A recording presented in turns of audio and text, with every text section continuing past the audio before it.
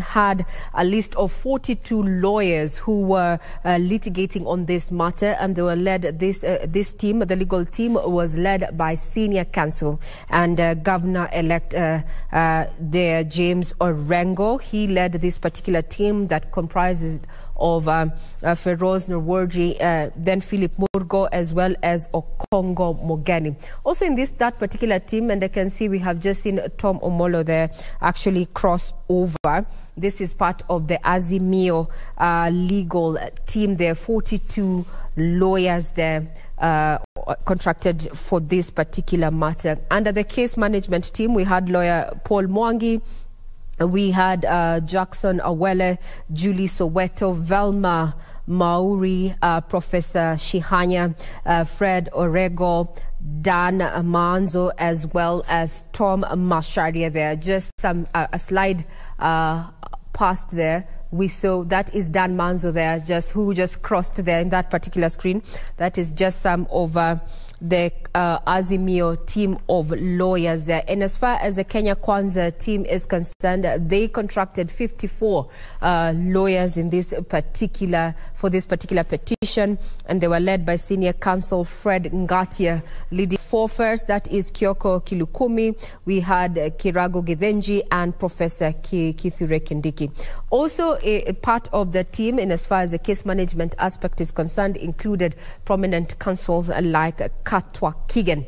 This particular team by Kenya Kwanza also featured ICT professionals there. Just to look at, the 50, we had Raymond Bett, Edmond Kiprotich, Geoffrey Rono there, Geoffrey Koech, Duncan Kichamu, who is a statistician. And as we have seen in the dailies even that we have captured, that have been captured, and the headlines there is that it's been an issue around ICT-based, the process vis-a-vis the tally, and ICT has been adversely mentioned.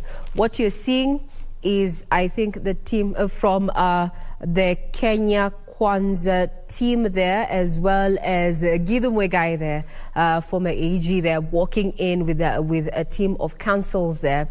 And that particular had made some light moments, and we began this particular petition there. And those are some of the color that we saw as we continued the coverage of the supreme battle there, so to speak. Either way, in the next 29 minutes, we are seeing Wajakoya there, with his durag also joining in. You can see this, we are 29 minutes to go, and we are likely to know which way the axle is going to land in as far as the presidential petition 2022 is concerned. I would want to quote some legal counsels there, what they have had to say in regard to, how confident they are of a supreme victory. And I want to quote Mahat Somane. And he has been, very key in representing the IEBC there, and says there were no foreigners and no form displayed on the IEBC portal that was not the original, which includes security features. There's been conversation. What has been put on the IEBC portal? Is it a factual? Is it not? Is it a fake? And as by the end of Friday, we had several, hashtags trending on Twitter there, at least so to speak, about Jose Camargo there, who apparently was a name that was adversely mentioned during that particular petition. I'd also want to quote George Morogo, who said that IEBC chairman has made considerations of his staff who are facing arrests and intimidation and decided not to wait another day. This was a question in which IEBC chair Wafula Chebukati found himself the crook, so to speak, in regard to the challenge in the manner in which he made the declaration after the August 9th polls. Now, Zerhabu Johan Mohammed said the Constitution talks about the commission, not the commissioners or the chairperson. He cannot be equal than others. That's a question in regard to matters of the IEBC and way forward. And we have our guests here who have been chipping in and giving their views in regard which way forward as far as IEBC is concerned. And I'm talking about constitutional lawyer Shadrack Wamboi as well as Gibson Gesore there. The question of IEBC, is this where we draw the line? Are we going to change in as far as the electoral law is concerned?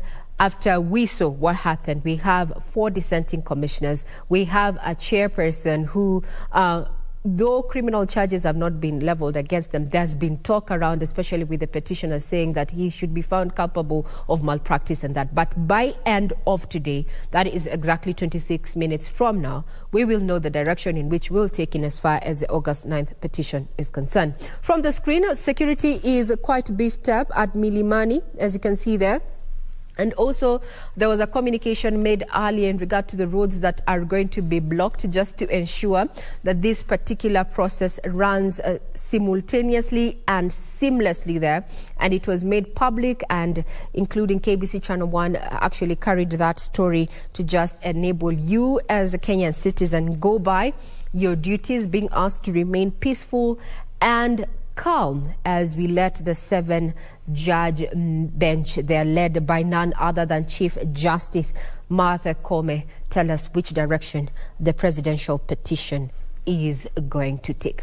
And just to bring back this conversation back to studio, and I'd want to engage our 2 guests here just as we wait to see if there's any activity that we are likely to see from the screens that you're seeing. First one, we showed you that this was a security, the Supreme Court where is going to be has been sitting for the last 14 days or so. Pre-trial, deciding what key issues are going to be decided. They settled on the 8th, and now there are only 2 options. It's either a nullification or a validation, upholding the elections as well. And each have ramifications in as far as leadership and governance of this country is concerned. What you're seeing is that it's down to 24 minutes before we have the Supreme Court session on, where we're waiting to have that verdict given there. From the screens, you can see councils continue getting into the chambers there. This was quite a petition, so to speak, each side not taking any chances there with first petition and second petitioner there hiring at least 42 lawyers led by senior counsel James Orengo there, while on the other side one of the respondents, that is Kenya Kwanza there, engaged 54 lawyers led by senior counsel Fred Ngatia there. And we have been treated to quite legal matters, so to speak, having to learn a little bit of legalese during this time. Now, I want to bring back the conversation, but we'll continue keeping tabs on what is happening there at the Supreme Court and also looking at the security between the CBD. What our reporters on ground have shown right now is that it's business as usual, though a majority of Kenyans are not within the central business district. A majority of them, I am guessing, they're either home just waiting to see what is going to happen after noon or at noon. Now, Gibson Gesore as well as Shadrack Wamboi, I'd want to pick your brains in regard to what is in your opinion, let's start off with you, Gibson Gesore. What is your opinion of how the media has carried itself during the coverage of the August polls up to now, as we speak? Do you think we have done a fine job in comparison, especially to 2007, 2008, and 2017? Gesore, let's start off with you. Thank you so much, Regina. That's a very interesting question. The media has really done a good job. Done a good job in a sense that they have been part of the partnership in this electoral process, trying to bring the nitty-gritties or the information as it comes from the IEBC or wherever it's happening. And that is something we need to actually shine light upon and say that people have spent tireless, quite a big amount of time trying to cover the election. I remember you were at Bomas, you never slept, you were telling me how tedious it was. It means that's a sacrifice you gave so that we could get the news of what was happening from the tallying center. And there were several journalists across the country, both local and international, who really burned their midnight oil to actually bring to Kenyans what is happening and where it's happening from. And looking at that sense of patriotism, that sense of being alive to duty is something which we need to commend you for.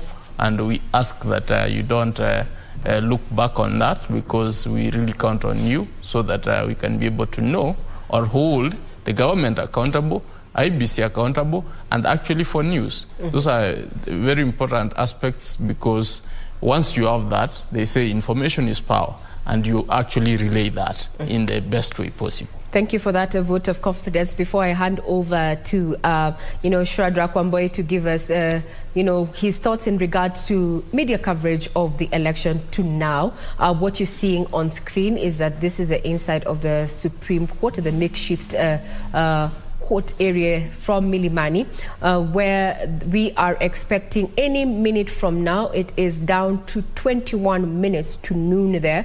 We're expecting that the 7-judge bench led by Martha Koome there, the Chief Justice Martha Koome, is going to be sitting and will be delivering its verdict in regard to the August presidential petition there. What you're seeing on your screen, we're seeing some counsels there from the Kenya Kwanza team. We're seeing Professor Kithure Kindiki there, as well as IEBC lawyer Mahamat Somane there, who's been very vocal in defending the IEBC, saying that there were all the forms that were displayed by the IEBC portals were all original there. Also further on, I think I can see a lawyer there, Paul Mwangi. I'm not too sure, but we are going to be keeping tabs on that. And as you can see, we are seeing more councils just access the hall in which we are waiting to see, or rather where the verdict is going to be delivered from. Remember, this is a Supreme Court, the apex court of the land, and the decision that is going to be rendered in there is going to be final. And also some light moments there. You see Professor Wajakoya there. George Wajakoya is among counsels who are at the Supreme Court there, and he was among the candidates eyeing the top seat in this August polls there under the Roots Party. But with the numbers there, he failed to clinch that. But we will get to know if at all the Supreme Court decides that this, to uphold this election, would say that he failed to clinch the requisite votes that were required to declare him the president, so to speak. We are waiting to see, given the constitutional timelines. Actually, with the 7-judge bench sitting at noon to deliver that particular judgment. If you go back to the time, go back in time, as per the Constitution, we are looking at around 7 days, so to speak, 14 days there. So they're exactly 2 hours before the 2 p.m. deadline. Now, Shadrack Wambui, who is a constitutional lawyer, what is your take in regard to the coverage that the media has given the August polls, pre and up to date as we are? Well, to be fair to the media, I think on an average of 10, I will give the media 7, so that it also gives the media some room for improvement. but as far as timely reporting is concerned, I think the media has done a splendid job. It has done a splendid job as regards a balanced, reporting of issues when it comes to, matters as they are happening. But I think one thing that probably is something that we should look forward to, it's investigative journalism, so that there has been some concerns. There has been some issues about, we begin with the stalemate that we experienced between the commissioners. Perhaps we will have relied even more from the media to establish really what was the problem. Is what Chebukati has been saying really the truth, or is there something more than what is meeting the eye? So probably I think going over and above what has been quite apparent. I think the media has in the previous past told us or taught us so many things from the use of their cameras. But I think moving forward, there is always some room for improvement in everything that we do. Even with the splendid job that you people have done, the future is still ripe for exploiting other avenues or other opportunities. We need to establish so many things other than what we've been seeing just on TV. We've been seeing, some plays, people playing. We need to also get a cover of what is this that has been happening behind the scenes, so that we are treated to more. And I think this is something that we live with you. All is not lost. There is still an opportunity where you can tell us probably, or give us a panoramic view of what has been transpiring behind the scenes that we have not seen so far. Now, that is in regard, those are your views in regard to, how the local media has covered the August polls up to this point. Maybe as I want to rope in my colleague Ben Troy in regard to, what we're expecting in the next 16 minutes or so. How does it compare when it comes to coverage of elections between the local media vis-a-vis the international media? Because there's a conversation that is currently ongoing online that there's a lot of anticipation, and it's all not good. It's actually negative, portrayal of Kenya and this particular situation we find ourselves by a section of international media outlets. Indeed. And Ray, let me pick it from where you started out when you talked about how the media has carried itself through all the electoral process and through the petition itself. Yeah. And you bear me witness that a lot of Kenyans talked about media letting Kenyans down the day that we started tallying the results. We did a very good presidential and gubernatorial debates, but we were not as united or as one cohesive unit when it came to the tallying process, and which would have helped a lot of Kenyans cool their nerves. But away from that, the election itself and the petition, I would say we as media have carried ourselves in the best way so far. In the great words of Wakili here, is that we still have some room to improve as based to how we cover and how we write our report. Because looking at what we see the same thing, but at the end of the day, when we go down to write our story, sometimes you find some discrepancies here and there. That said, the media also will be keen, and Kenyans will be keen to see how after this we do carry ourselves. Because at the end of the day, you have had America talk about it, many countries, but they have to rely on the media, because if you don't show it, if you don't write it, if you don't present it out there, no one will know exactly what is happening in the country. And still on the same, and I think this is something that we can have a discussion on, an interesting read written by a journalist talking about the presidential petition. Raila Odinga has been a perennial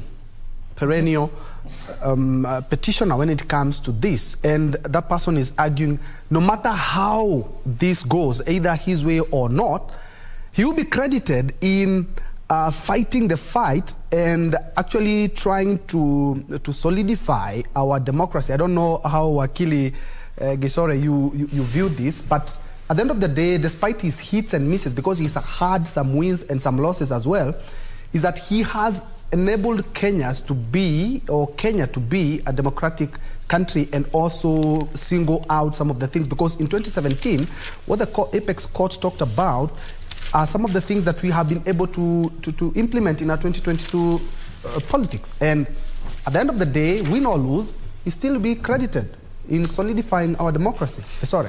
I think, Ben Troy, I want to thank you for raising that issue about Raila Amolo Odinga.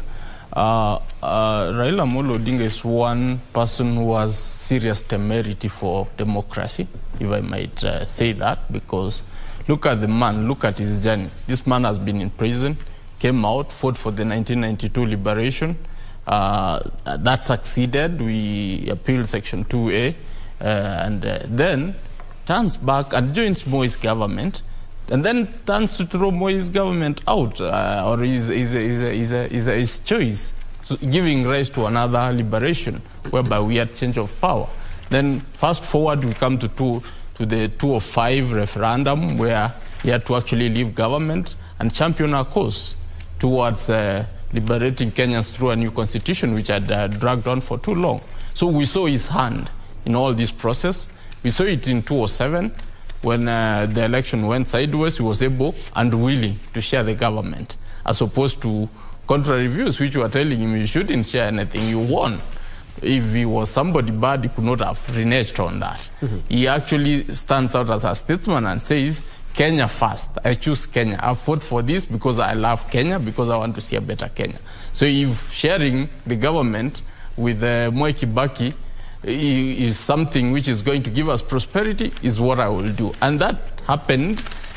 We ended up having the 2010 constitution, which is very robust, which we are enjoying. He has actually even gone in to bolster that particular constitution by going to court severally to test the limits, to actually be able to portray that this constitution has got to be tested to every end so that we can be able to have a better country. In 2013, he was in court. He lost, and I said, okay, we will obey. We will obey. Come 2017, he actually succeeded. He succeeded in the petition, and he ended up joining government, or having a handshake for purposes of Kenya. For purposes of Kenya, he did an handshake for continuity, because the economy has not been doing well for the longest time. So for purposes of Kenya, he actually was able to do an handshake. And then he's again in 2022 in court. If we can quote him today, he said, it's not about me. It's about fostering democracy, which is if there is anything we can credit the man, is that he's a democratic Kenyan, and he's actually a person who is out for the good of Kenya. And that in itself embodies a man who has done much more than any other president, because nobody has been able, amongst the presidents who have led Kenya, you've not seen anybody stand strongly for Kenya.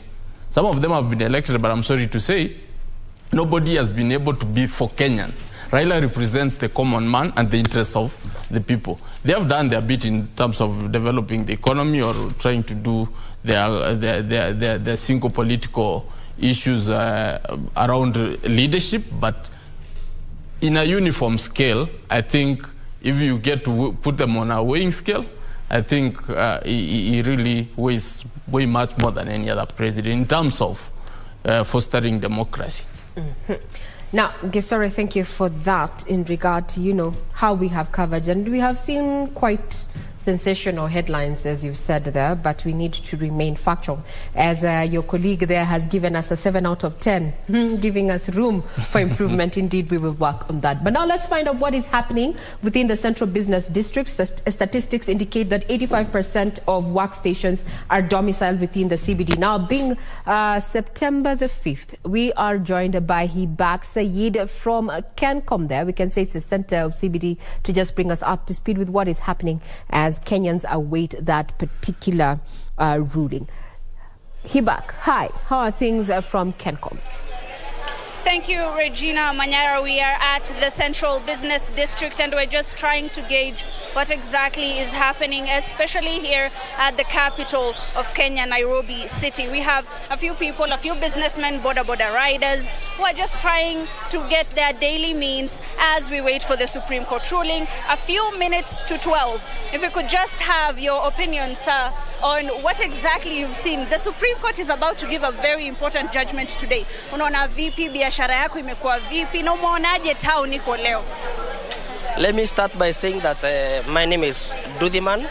I'm the CEO Dudiman Show, and I'm so much glad and happy to have this opportunity with you guys. God bless you so much for doing an amazing job. Now, let me start by saying that we are okay in town. We are operating, we are doing something so amazing. And to make the matters worse, our border riders here in Besni CBD are doing quite excellent job. I have a good friend of mine who is the national coordinator for border riders here in Nairobi, and we are happy. For it, we are happy. So we are waiting to see. We doesn't know what is going to happen. We doesn't know what Kome is going to say, but we are happy because my brother is your brother, your sister is my brother. We doesn't want to know the ethnicity, we doesn't want to know where you come from, your sister, your brother, but we live like brothers and sisters. Despite having anything or doesn't have anything, we share the little that we have. So as a border rider who is a journalist by profession, because I've worked with your media or whatever, I'm happy, we are happy. So let me just give a take to my brother and say something. Just to cut you off, Regina, we've been checking around and we've seen that the shops are mostly open, the businesses are functioning quite well, people are conducting their business as they always have. As you can see, we're at Kencom, and most of the matatus are carrying people just as they always do. People are waiting, yes, for the ruling by the Supreme Court, but people are going about their business here in Nairobi City. If maybe we could have the opinion of a Kenyan, unaonaje kuhusu hii Supreme Court ruling? Unaonaje, nini unatarajia? Okay, kwa majina ni Victor Chiteri from Kibra. Yenye ningependa tu kusema ni those results of the CJ has announced the results. Let us take as normal so that we can continue with our normal work, so that people can continue with their normal business. Thank you. Well, I'm going to have to give it back to you, Regina. We're still going to be traversing Nairobi City, and maybe we'll go to another street within the Central Business District and to just see what exactly happens as the day progresses and as the judgment comes. Back to you in studio, Regina. Thank you, Hibak, for that quick update. I can see, yes, Kenyans quite the, still being Kenyans, trying to make light of the situation, even as it remains, on tenterhooks. We remain on tenterhooks in regard to what we should expect come the next 6 minutes there. And we are live. We have our reporters there on ground, including Serafina Ruby, who is going to be bringing us up to speed with what is happening. Kenyans asked to remain peaceful as we wait the 7-judge bench there to make a ruling in regard to the August presidential petition. What you're seeing on your screen, those are live pictures from Milimani there. We have seen various councils have arrived. We have Kithure Kindiki there, who is part of the Kenya Kwanza legal team. There is Kato Kigen just crossing your screen there. Further ahead there, we are also having other councils who are either have been representing the respondents or the petitioners there, all looking calm. At the end of the day, we have there has to be peace and justice going forward. We are all brothers and sisters there. Now, I'd want to hand it over, rather take it back to you, Troy, there. We were talking about the performance and the conduct of the media during the election, and even at the point where we are right now, focusing on the presidential petition. And from Hibak Said's link there, you can see there's a Kenyan there who has introduced himself as Nduthi Man.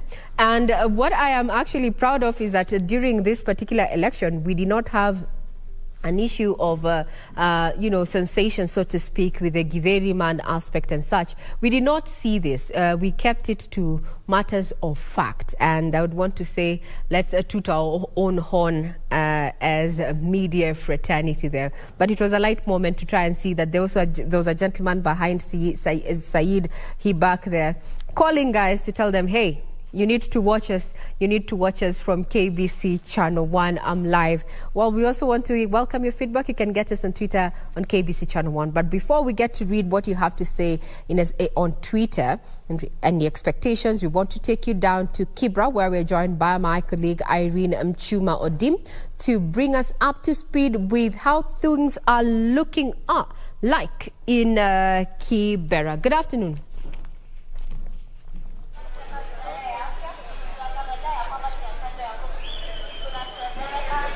Representing the country.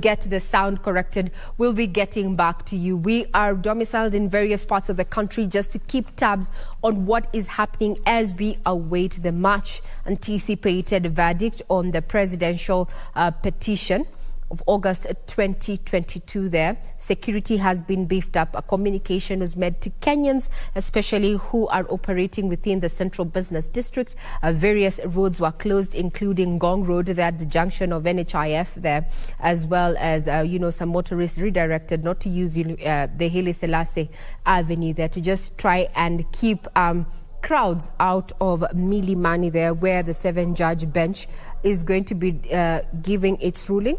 led by Chief Justice Martha Koome. What you're seeing is security outside Milimani Law Courts there. That is a contingent of National Police as well as a General Service Unit. And inside there, we're seeing a council made up of, various, there you go, we have Soweto there. Council Soweto there. You can see her, she's already there. I would want to know what's going on through the minds of the lawyers there, both for the petitioner and the various respondents there, who over the last 2 days have exuded confidence that they're going to be carrying their day, or rather their prayers are going to be carrying the day. In the next 1 minute, we are expecting the 7-judge bench there. We are seeing Feroz there, Luigi, as engaging Professor Githu Muigai and the legal counsel there, Governor-elect, that is James Orengo. Quite camaraderie there, transpiring between the senior counsels there. So, as we say, it's all in a day. It's all in a day when it comes to matters of litigation, and that there are no permanent enemies.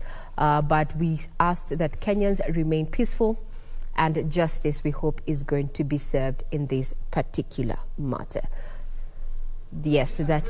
We cannot be emphasized enough. Look at the pictures on your screen.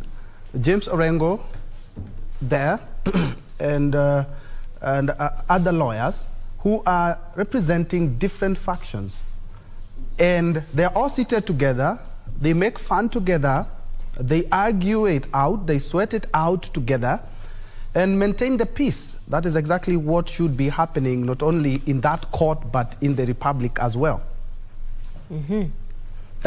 Before we crossed over to Irene, we were talking about how despite the fact that he has had some hits and misses in presidential petition, is that he has been able to bolster our democracy in regards to electoral matters. And I would like to pick Shadrach's mind on the same, is despite that Raila has won and lost some of the petitions, he has actually helped the electoral system in the country. That was an interesting read. I was reading from a journalist as well. And on the 7 out of 10, yes, I do agree, because there are some journalists still talking about a ruling. We don't expect a ruling, we expect a judgment today, because it's the final product of what they have been hearing for the last couple of days. Wamboy, I would like to pick your mind on the same. Well, there is a lot to admire from the two gentlemen who have been, entertaining us with this presidential dispute. And one thing you will give to Dr. William Samoei Ruto first is his spirit of resilience. That spirit of, when he wants it, he goes for it. I mean, that is something admirable from his humble background. That is something that you will have to admire and acknowledge.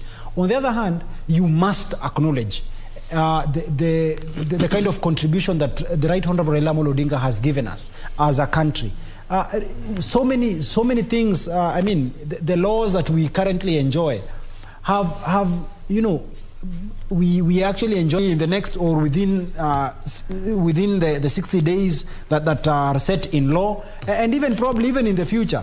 I mean, Right Honorable Dr. William Samoei Ruto is a young man who has a lot of life in himself. I think today he should be turning 55 years of age. Really, he has a lot. Yes. Now, Wamboy, right? Let's get to hear what is happening down in Kibra, where we're joined by Irene Mchuma Odin there to just bring us up to speed with what is going down there. Good afternoon, Mchuma. How are things at Kibera, or rather in Kibera?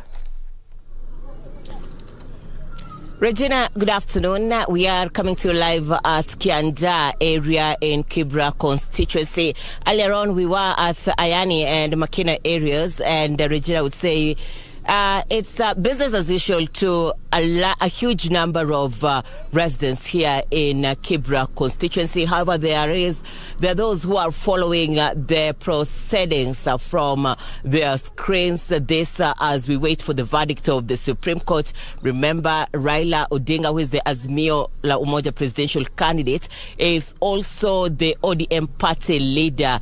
And Kibra constituency has time and again given him a back wherever he's making a move politically. And interestingly, Regina, Unlike what many people would anticipate, that many people will remain at home and not go back to the business, is business as usual for many residents here in Kibra constituency. In fact, the shopkeepers, the tailors, the welders are going on with their business as usual. The matatu operators, boda riders. Thank you very much.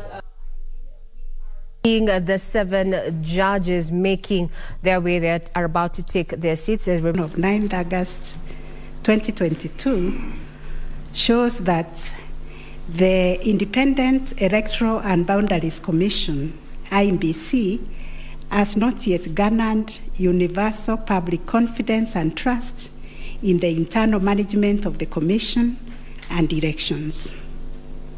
On the 15th August 2022, 6 days after the general elections were held, Mr. Wafula Chebukati, the chairperson of IEBC, announced the following results. Raila Odinga, 6.942, 930 votes, representing 48.85%.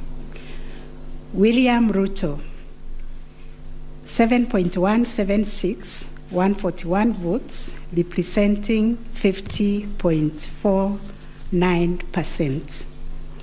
David Wahiga, 31,987, representing 0.23%. George Wajakoya, 61,969, representing 0.44%. Based on the aforesaid results, the chairperson of IEBC declared William Samoei Ruto the first respondent, the presidential candidate for the United Democratic Alliance Party, as the president-elect. This declaration has precipitated a total of 9 presidential petitions that are filed before us, to wit, number 1, presidential election number 001 of 2022, John Njoroge Kamau versus Wafula Chebukati and 3 others, and Raila Amolo Odinga and 7 others named as interested parties.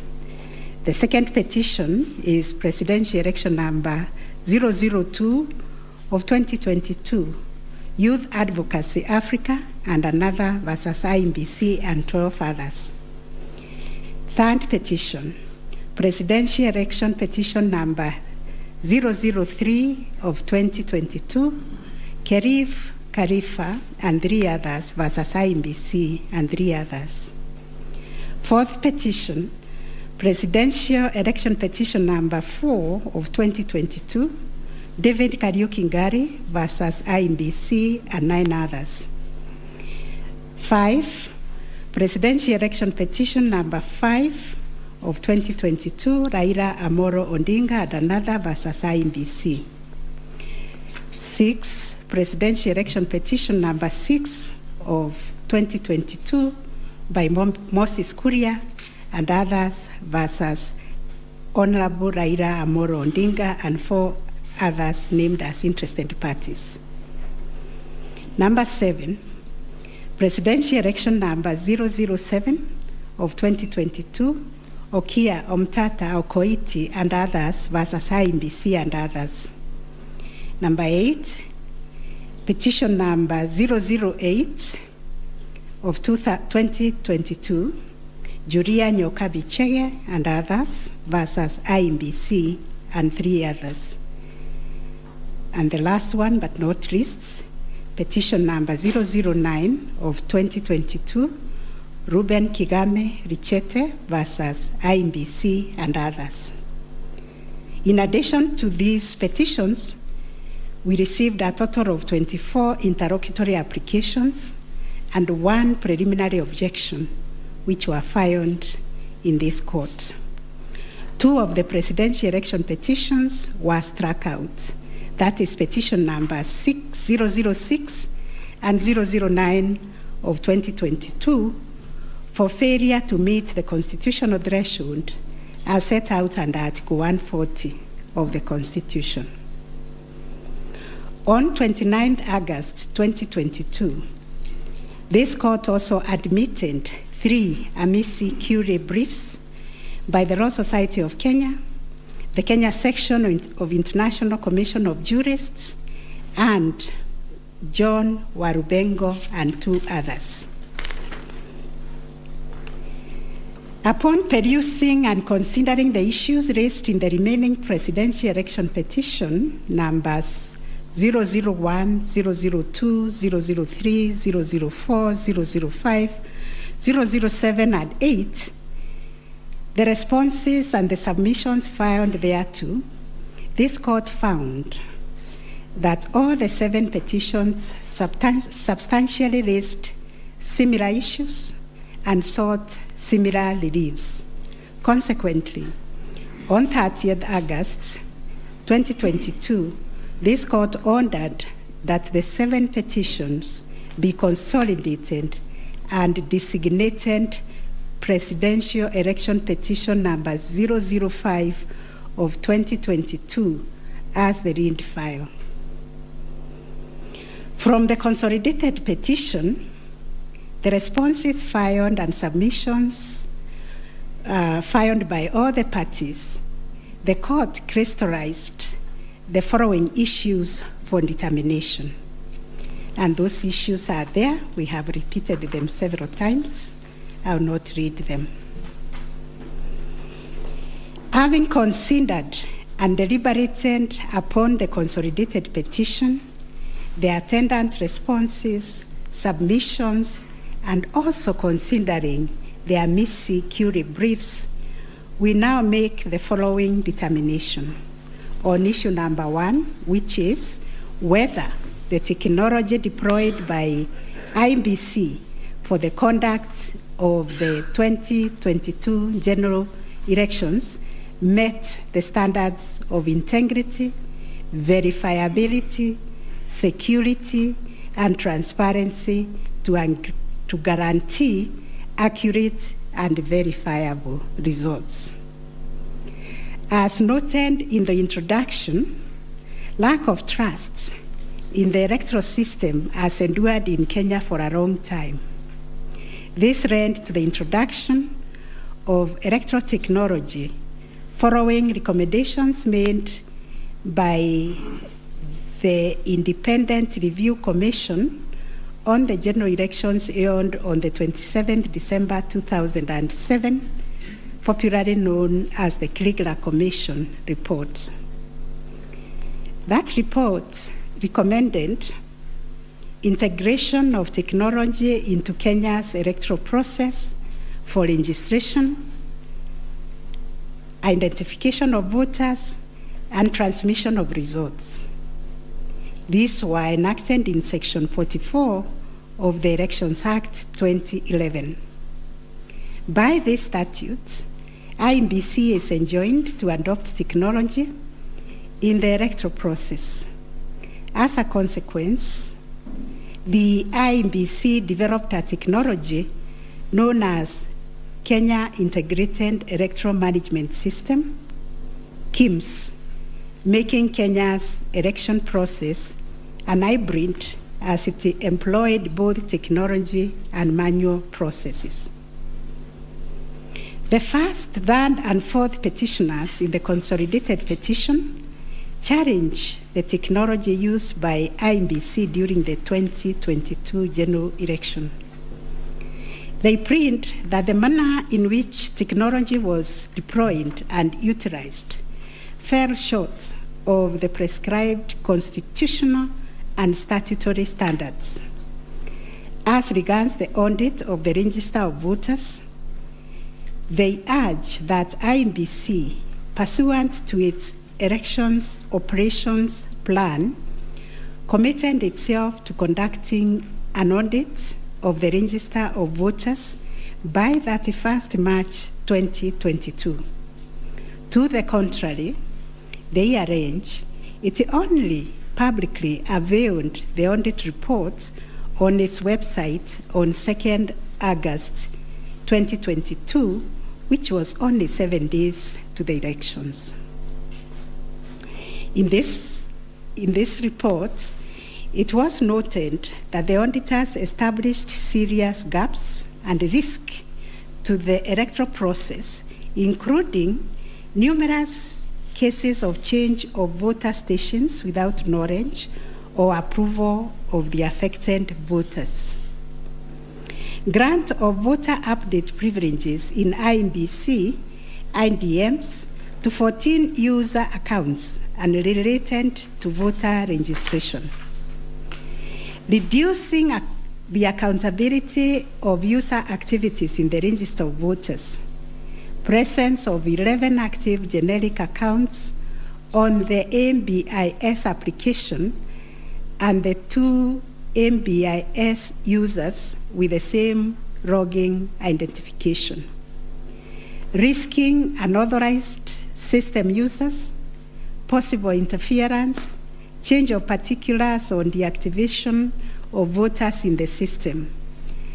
IMBC's failure to set up access, decertification, and user activity review process. And IMBC was also arranged to have failed to respond to requests by auditors for crucial information.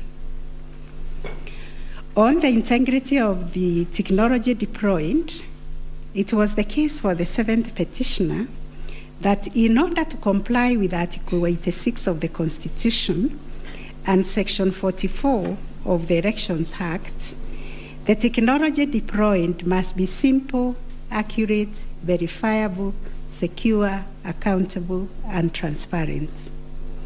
On the simplicity of technology, the 7th petitioner contends that the KIMS kits failed the tests as they were not easily usable by ordinary citizens without expert knowledge.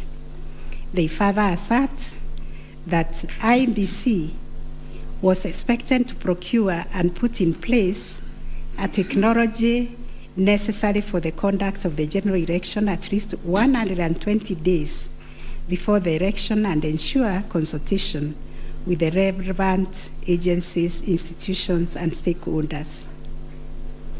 Furthermore, the petitioners arranged that IMBC violated its constitutional duty by delegating the design, implementation, and conduct of the KIMS components of the election to a foreign company, Smartmatic International Holdings, BV. As a result, IMBC staff and the public did not have full comprehension of the KIMS components. They conclude, therefore, that IMBC abdicated and surrendered its role to conduct elections to Smartmatic, and that IMBC vigorously fought any attempt to subject Smartmatic's activities to accountability and transparency, including the safeguards required by Regulations 61, 69, and 75 of the Elections General Regulations 2012. In response, IMBC has submitted that the electoral system met the constitutional threshold, that all the necessary information was accessed only by the authorized persons. The information was accurate, complete, and protected from malicious modification, either by authorized or unauthorized persons. IMBC maintained an audit trail on activities related to information, and that the information was available and could be authenticated through the use of various security features.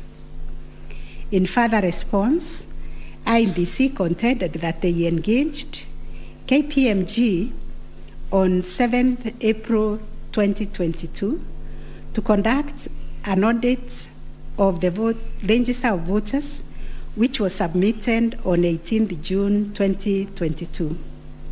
In addition, it issued a briefing on the report on 20th June 2022, summarizing the thematic areas therein and disclosing its findings as well as actions taken to remedy the issues identified. It also conducted its annual audit in compliance with Regulations 11 and 12 of the Election Technology Regulations 2017 and a certification of compliance issued to it on 3rd August 2022. IEBC relied on sworn affidavits by Michael Ouma, Moses Sunkuri, and Hussein Majan on 26th August 2022, which were to the effect that it published the interim report by KPMG on 8th June 2022 and embarked on remedial measures aimed at effecting the recommendations ahead of publication of the final report.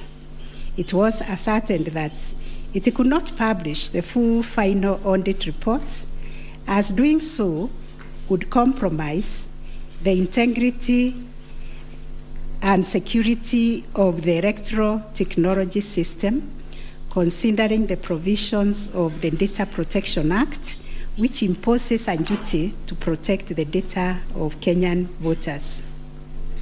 On the other hand, the first and second respondents urged that even if there was failure of technology, it did not vitiate the result of the presidential election. Upon considering all the pleading submissions and the ICT scrutiny and inspection tallying and recount report, which fully examined the IEBC's result transmission system, RTS, we are not persuaded by the allegation that the technology deployed by IEBC failed the standard of Article 86A of the Constitution on integrity, verifiability, security, and transparency for the following reasons. 1, whereas it is true that the KIMS kit failed in 235 polling stations, 86,889 voters were granted the right to vote manually, and the requisite forms 32A were duly filed. This happened successfully in Kibwezi West constituency and parts of Kakamega County. 2, while the audit report was released to the public 7 days before the 9th August election, the register of voters was used at the election without any apparent anomalies. 3, Smartmatic was procured to provide the necessary technological infrastructure, as IEBC did not have the capacity to do so.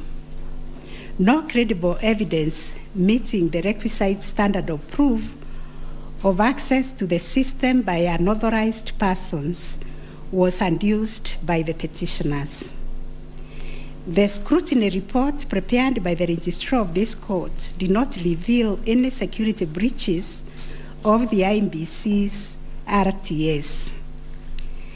IEBC successfully deployed a biometric voter register system which captures unique features of a voter's facial image, fingerprints, and civil data to register and update voter details across the country and also in the diaspora.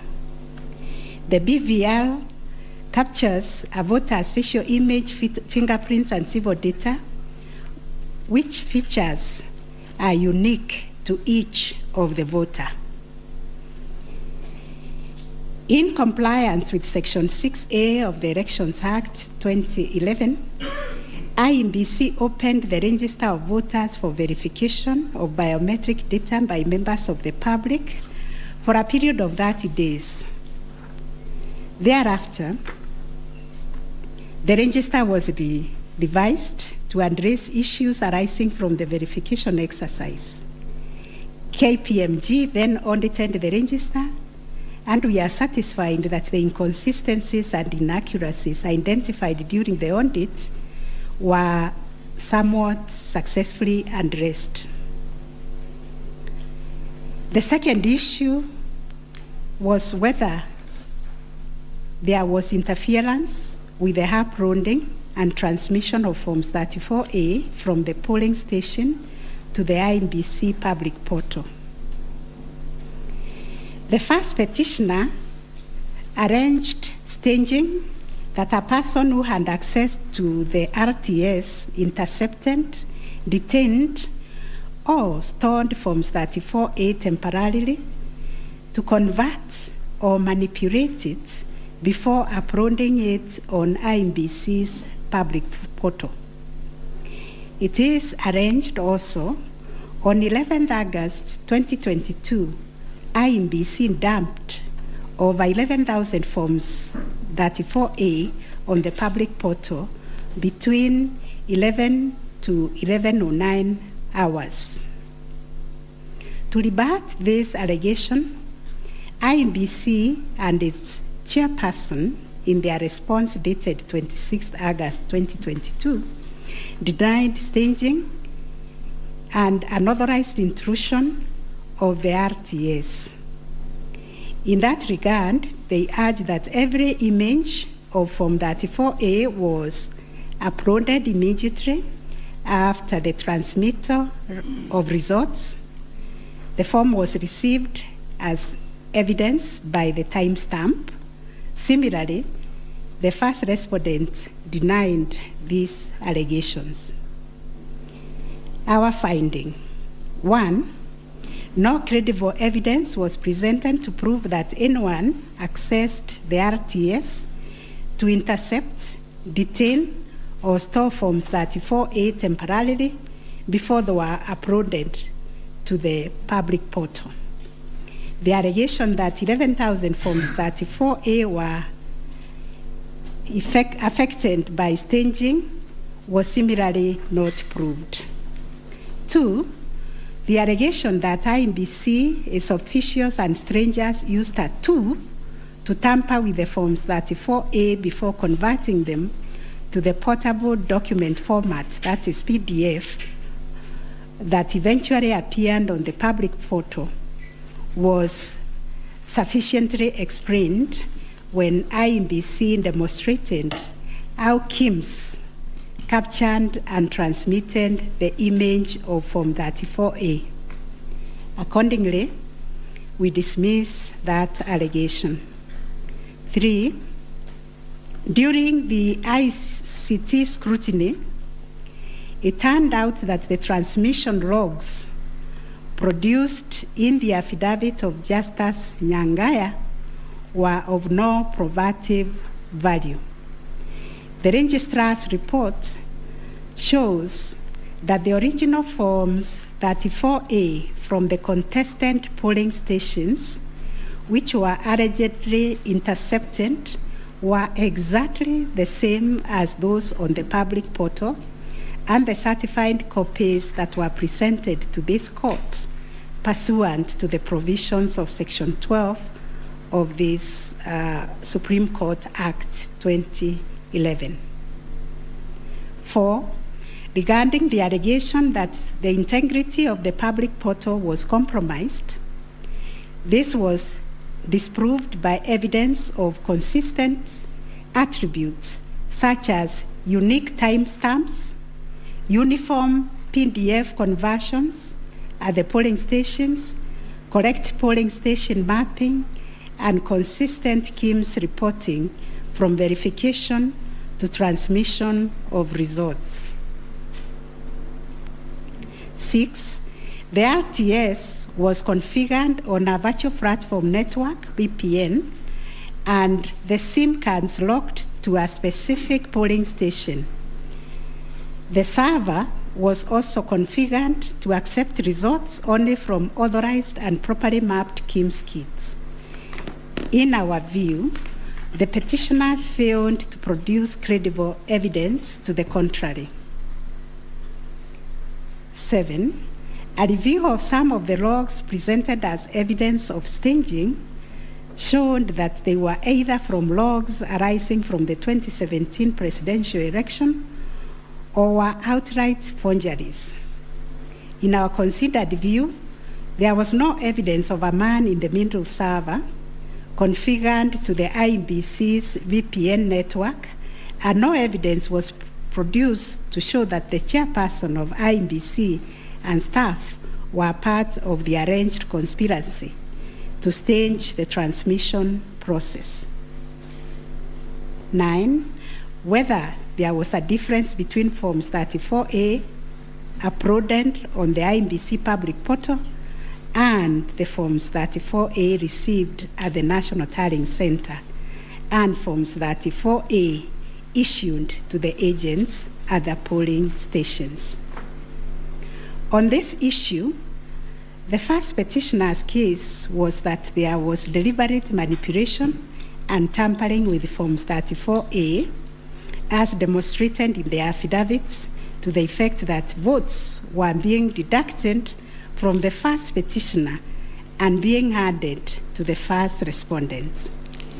To support this petition, evidence was contained in the affidavits of Honorable Martha Karua, sworn on 21st August 2022, Celestine Anyango Opio, Arnold Ochieng Oginga, and John Mark Githongo, which was sworn also on 21st August 2022, and a further affidavit sworn on 28th August 2022.